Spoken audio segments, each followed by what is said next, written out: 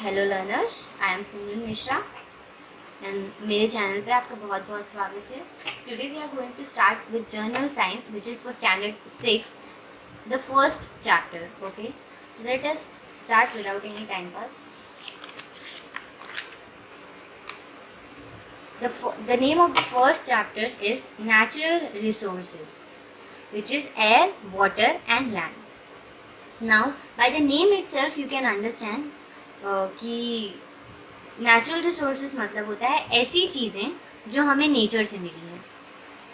ठीक है, तो एयर, वाटर, लैंड, ये तीनों चीज़ हमें नेचर ने दी है, ये ह्यूमंस ने नहीं बनाई है. ठीक है, इसमें हम मूव ऑन करते हैं हमारे पहले टॉपिक पे, जो है ऑब्जर्व. ये दिया है, observe the picture around the site and answer the question. इसका मतलब है कि यहाँ पे जो हमें पिक्चर दी है, इसे हमें ऑब्जर्व करना है, यानी इसे हमें देखना है, इसे हमें समझना है, और इसके बेसिस पे हमें यहाँ पे आंसर्स देना है जो भी यहाँ पे क्वेश्चंस है. ठीक है, इसमें पहला क्वेश्चन है, where do we see the birds. तो अगर आप इस पिक्चर में देखेंगे तो आपको बर्ड्स यहाँ दिखेंगे एटमॉस्फेयर में. ठीक है, इस पिक्चर को 3 हिस्सों में डिवाइड कर रखा है, एटमॉस्फेयर, हाइड्रोस्फीयर और लिथोस्फीयर. मुझे आशा है कि आपको इसका मतलब पहले से ही पता होगा, क्योंकि ये 5th स्टैंडर्ड में पढ़ाया जा चुका है. फिर भी अगर आपको नहीं पता है तो मैं बता देती हूँ. एटमॉस्फेयर मतलब होता है स्काई, ठीक है, एयर. और हाइड्रोस्फीयर मतलब होता है लैंड, यानी ज़मीन. और लिथोस्फीयर मतलब होता है पानी, या पानी और पानी के अंदर की जगह. ठीक है, पहला क्वेश्चन है, where do we see the birds. तो मैंने आपको पहले ही बता दिया कि यहाँ पे जैसे कि आपको दिख रहा है, बर्ड्स जो है वो इस एरिया में है. ठीक है, तो हम इस इधर आंसर लिखेंगे एटमॉस्फेयर.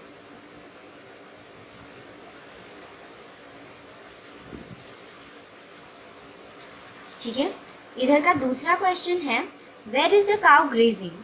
यानी ग्रेजिंग का मतलब होता है घास चरना.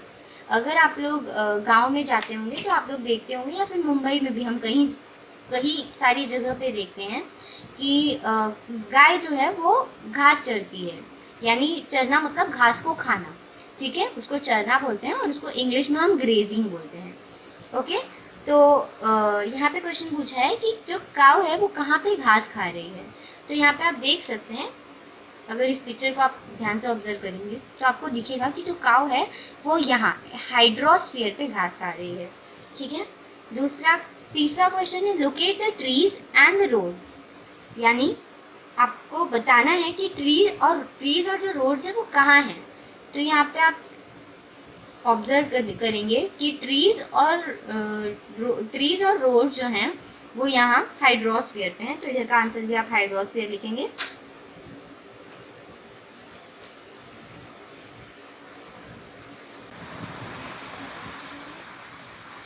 यहाँ पे मैं लिखना भूल गई थी, यहाँ पे आप लोग लिख लीजिएगा, मतलब मैं भी लिख ही रही हूँ. यहाँ पे चौथा क्वेश्चन है, where does the river come from, where does it flow. यानी रिवर कहाँ से आ रहा है. ठीक है, तो आप लोग ने पढ़ा ही होगा ईस्ट, वेस्ट, नॉर्थ, साउथ. तो उस तरह से उस हिसाब से जो रिवर है वो ईस्ट से आ रहा है.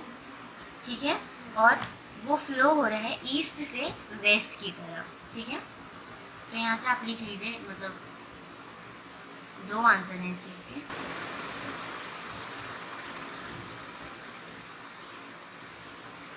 ठीक है, यहाँ पे 5वां क्वेश्चन है, वेयर इज़ द एरोप्लेन. ठीक है, आप यहाँ पे अगर इस पिक्चर को देखेंगे तो आपको दिखेगा कि एरोप्लेन जो है वो यहाँ पे एटमॉस्फेयर में है. तो इसका आंसर आप लिख लीजिए एटमॉस्फेयर.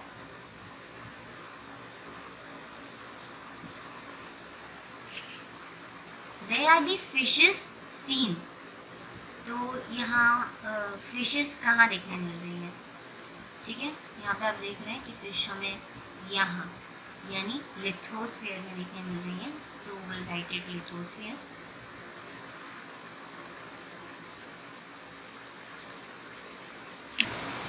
हमारा 7वां क्वेश्चन यानी लास्ट क्वेश्चन है, on what is the sail boat floating. तो यहाँ पे आप देख सकते हैं कि सेल बोट जो है वो यहाँ पे यानी रिवर पे फ्लो कर रहा है, तो इधर का आंसर जो होगा वो होगा रिवर। ओके, उसके बाद हम बढ़ते हैं, moving on to the next. Air, water and land are the factors important for sustaining the living world on the earth and for fulfilling the basic needs. ठीक है, इसका मतलब है एयर, वाटर और लैंड, ये जो 3 फैक्टर है वो बहुत ही इम्पॉर्टेंट फैक्टर है, जिसकी वजह से कोई भी रुकावट नहीं आ रही है हमारे लिविंग वर्ल्ड पे। ठीक है, सस्टेनिंग का मतलब होता है जिसकी वजह से कोई भी रुकावट नहीं आ रही है अर्थ के लिविंग वर्ल्ड पे। और ये बहुत ही बेसिक चीज़ है, नीड को, यानी जो हमारी नीड है उसे फुलफिल करने के लिए। और ये आपको खुद भी समझ जाओगे कि अगर ये तीनों फैक्टर्स हमारे पास ना हो तो हमारे लिए रहना इम्पॉसिबल होगा। ठीक है, एयर के बगैर हम सांस नहीं ले पाएंगे, वाटर के बगैर हम जी नहीं पाएंगे, पानी हम सबको ज़रूरी होता है बॉडी में पीने के लिए। ठीक है, तो हम वाटर के बगैर भी नहीं रह पाएंगे, और अगर लैंड नहीं रहेगा तो हम कहाँ रहेंगे। तो ये तीनों जो चीज़ है वो एक बहुत ही ज़्यादा इम्पॉर्टेंट फैक्टर है जीने के लिए। ठीक है, और इन्हीं चीज़ों को हम बोलते हैं नेचुरल रिसोर्सेज। ठीक है, they are called as natural resources. Okay, moving on to the next topic which is natural resources. ठीक है, तो चलो हम इसे पढ़ते हैं। You can see that something in the picture are in water, some on land, and some in the sky. That is in the air. तो जैसा कि आप देख सकते हैं, उन्होंने यहाँ पे कहा है कि जैसा कि आप देख सकते हैं कि इस पिक्चर में कुछ चीज़ें जो हैं वो आसमान में हैं, कुछ चीज़ें हैं जो वो लैंड में हैं, और कुछ चीज़ें जो हैं वो वाटर में हैं। ठीक है, Thus, all things on the earth are associated with air, water and land. इसीलिए जो अर्थ पे जितनी भी चीज़ें हैं उनका डायरेक्ट और इनडायरेक्ट एक कनेक्शन है एयर, वाटर और लैंड से। ठीक है, एसोसिएटेड मतलब वो रिलेटेड हैं उनसे। Air, water and land are called the earth's atmosphere, hydrosphere and lithosphere respectively. ठीक है, यानी एयर को हम एटमॉस्फेयर कहते हैं, वाटर को हम लिथोस्फीयर कहते हैं, और लैंड को हम हाइड्रोस्फीयर कहते हैं। ठीक है, यहाँ पे जो अरेंजमेंट है ये थोड़ी गड़बड़ है, इसे आप खुद से ही समझ लीजिएगा कि एयर को हम एटमॉस्फेयर कहते हैं, वाटर को हम लिथोस्फीयर कहते हैं, और हाइड्रोस्फीयर को हम लैंड कहते हैं। ठीक है, Moreover, different living things occupy these 3 spheres of the earth. ठीक है, डिफरेंट जो लिविंग थिंग्स हैं उन्होंने ऑक्यूपाई कर रखा है इन 3 स्पीयर्स को। ठीक है, जैसे कि जो लिविंग थिंग में हम एक लिख सकते हैं बर्ड ने ऑक्यूपाई कर रखा है एटमॉस्फेयर को। ठीक है, ह्यूमंस, गाय, घोड़ा, गधेड़ा, इन सब ने ऑक्यूपाई कर रखा है लैंड को यानी हाइड्रोस्फीयर को, और जो हमारी मछली रानी है उन्होंने ऑक्यूपाई कर रखा है लिथोस्फीयर को। ठीक है, these living things and the part of the lithosphere, hydrosphere and atmosphere which they occupy are together called as biosphere. ये थोड़ा पढ़ गया, इस पर ध्यान मत देना। यानी इसका मतलब होता है कि ये जो तीनों चीज़ हैं, ठीक है, एटमॉस्फेयर, हाइड्रोस्फीयर और लिथोस्फीयर, तीनों को मिला के अगर हमें एक शब्द में उसे कहना हो ना तो हम सीधा कहेंगे बायोस्फीयर। ठीक है, जब हम बायोस्फीयर कहेंगे ना तो अपने आप ही सुनने वाला समझ जाएगा कि बायोस्फीयर मतलब होता है एटमॉस्फेयर, हाइड्रोस्फीयर और लिथोस्फीयर को मिला के। Okay, these spheres have form on the earth naturally, यानी ये जो स्फीयर्स है ना ये अर्थ पे नेचुरली फॉर्म हुए हैं। ठीक है, इन्हें कोई भी ह्यूमंस ने नहीं बनाया, इन्हें किसी ने नहीं बनाया, ये अपने आप ही थे। We have learn all this in previous standard, ये सब कुछ हम पहले पढ़ चुके हैं प्रीवियस स्टैंडर्ड यानी 5th स्टैंडर्ड में, ये सब कुछ आप लोग पढ़ चुके रहोगे। The atmosphere is the layer of the air which surrounds the earth, यानी एटमॉस्फेयर जो है ना वो एक लेयर है एयर का जिसने अर्थ को चारों ओर से घेर रखा है। सराउंड मतलब घेर रखा है। The surface of the earth comprises, यानी जो अर्थ का सरफेस है उसके पास वाटर और लैंड भी है। The surface of the earth comprises water and land, that is hydrosphere and lithosphere. ठीक है, तो जो अर्थ का सरफेस है उसके पास एटमॉस्फेयर यानी एयर तो है ही, उससे वो पूरा सराउंडेड है, लेकिन उसके पास और भी दो चीज़ें हैं जो हैं हाइड्रोस्फीयर और लिथोस्फीयर, यानी लैंड और वाटर। ऑफ दीज दी, देखो यहाँ पे प्रिंटिंग मिस्टेक है, आप लोग इसे ठीक कर लीजिएगा। यहाँ पे हाइड्रोस्फीयर की जगह पे लिथोस्फीयर आएगा और यहाँ पे लिथोस्फीयर की जगह पे हाइड्रोस्फीयर आएगा। ओके, क्योंकि हमें पता है कि जो लिथोस्फीयर है उसका मतलब वाटर होता है, हाइड्रोस्फीयर का मतलब लैंड होता है, और हमारे पास वाटर ज़्यादा है, लैंड नहीं।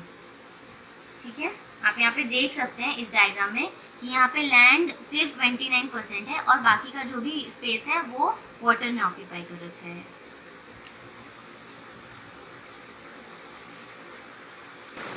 Of these, the lithosphere occupies a much larger part than the hydrosphere, यानी इन दोनों में हम यहाँ पे इन दोनों का कंपैरिजन कर रहे हैं, हाइड्रोस्फीयर और लिथोस्फीयर का, और इन दोनों में जो लिथोस्फीयर है इसने ज़्यादा जगह ले रखी है, ऑक्यूपाई कर रखी है हाइड्रोस्फीयर से। ठीक है, यहाँ पे डायग्राम में दिया है, मैंने आपको पहले भी बताया, मैं अभी भी आपको बता रही हूँ कि यहाँ पे लैंड का जो है वो सिर्फ 29% है और बाकी जो भी है वो वाटर है, यानी वाटर लैंड से ज़्यादा है हमारे पास। Of these, the lithosphere occupies a much larger part than the hydrosphere. ठीक है, यानी इन दोनों के कंपैरिजन में लिथोस्फीयर जो है उसने ज़्यादा स्पेस ऑक्यूपाई कर रखा है हाइड्रोस्फीयर से, यानी हमारे पास लैंड कम है और वाटर ज़्यादा है। ठीक है, जैसा कि आप ये डायग्राम में देख सकते हैं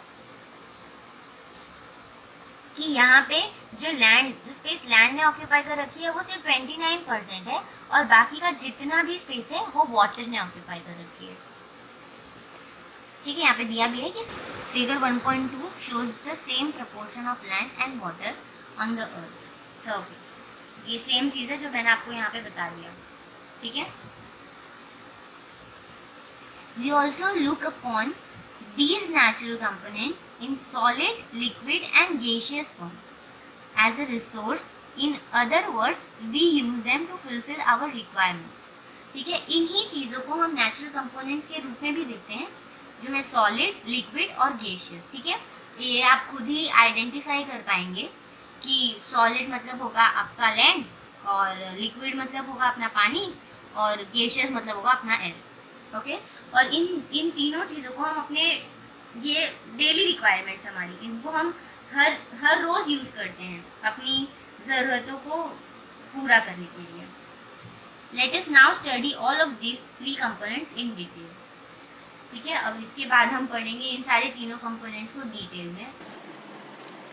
और अगर आपको कोई भी डाउट हो इस टॉपिक से रिलेटेड, जो भी मैंने पढ़ा है इससे रिलेटेड, तो आप मुझे नीचे कमेंट सेक्शन में कमेंट करके पूछ सकते हैं। मैं पूरी कोशिश करूँगी कि मैं उसको रिजॉल्व कर सकूँ। और अगर आपके पास ये टेक्स्ट बुक नहीं है तो मैं इसके PDF का लिंक आपको नीचे डिस्क्रिप्शन बॉक्स में दे रही हूँ, तो वहाँ से जाके इसे डाउनलोड करके पढ़ सकते हैं।